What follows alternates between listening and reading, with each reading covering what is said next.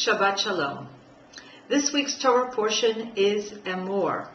It contains quite a number of instruction with regard to the various Jewish holidays across the year. And there's one that I find particularly relevant to the time that we are now involved in. In chapter 23, verse 19. Verse 9, And the Lord spoke to Moses, saying, Speak to the children of Israel, and say to them, When you are come to the land which I give you, and shall reap its harvest, then you shall bring an omer. An omer is a certain measurement. An omer of the first fruits of your harvest to the priest, and he shall wave the omer before the Lord to be accepted for you. On the morrow after the Sabbath, the priest shall wave it. And you shall offer that day when you wave the omer, etc. Goes on to talk about the particular sacrifice. And then in verse 15, and you shall count for yourselves from the morrow after the Sabbath, from the day that you brought the omer of the wave offering, 7 complete Sabbaths shall there be. To the morrow after the 7th Sabbath shall you number 50 days, and you shall offer a new meal offering to the Lord. This is a commandment that we refer to in Hebrew as Sfirat HaOmer, the counting of the Omer. And it begins on Passover, and it is a requirement to count 7 full weeks. When it says 7 Sabbaths, it's referring to a week, a full week of time, 7 weeks. And after 7 weeks, on the 50th day, there is another festival, and we then have the festival of first fruits. So we have the wave offering on Passover, 7 weeks, and then the festival of first fruits.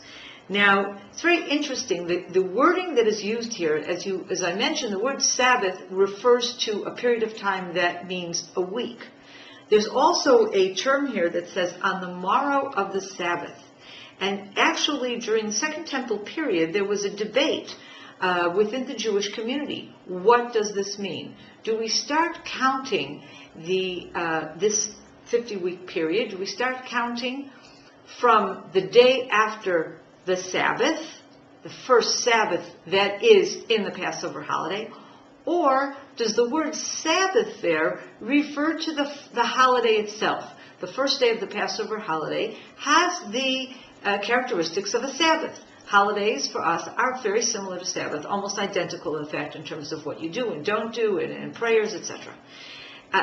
This was a debate between the Sadducees and the Pharisees. The Sadducees said they took this very literally and said it needs to be counted from the day after the first Sabbath, whereas the Pharisees said, no, this is not what God had in mind. Indeed, our oral tradition back from Moses' time already tells us that we're supposed to count immediately following the first day of Passover. And indeed, the Pharisee tradition is the one that won out, and I believe throughout the Second Temple period, for most of the time, the actual practice in the Second Temple was also to follow the Pharisee interpretation. And indeed, that's what we do today. The night immediately after the first day of Passover, we begin counting every single day. How many days is it of the Omer? Now, what is this holiday at the end of the 50 days, or on the 50th day, after 7 weeks of counting? Well, in this part of the Bible, we know that it is the Feast of the First Fruits. However, we also know from calculations of time in other parts of the Bible that it is the exact same day, which is the 6th of Sivan, when the 10 Commandments were given. Therefore, what we are doing is we are not only counting, as it is presented here, an agricultural count between one sort of harvest and a second kind of harvest, but we are actually counting from the redemption of Passover, that first day, the 14th of Nisan. Actually, we start counting the next day. We start counting actually on the night of the 16th of Nisan, when the children of Israel have just been taken out of Egypt, and we count from there until the giving of the 10 Commandments at Mount Sinai.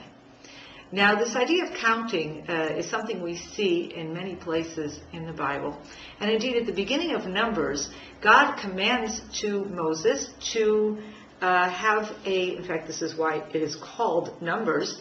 God commands Moses in the Sinai desert to organize a count and organize a census. God says, and this is in chapter 1, take the sum of all the congregation of the children of Israel after their families, by the houses of their fathers, by the number of names, etc.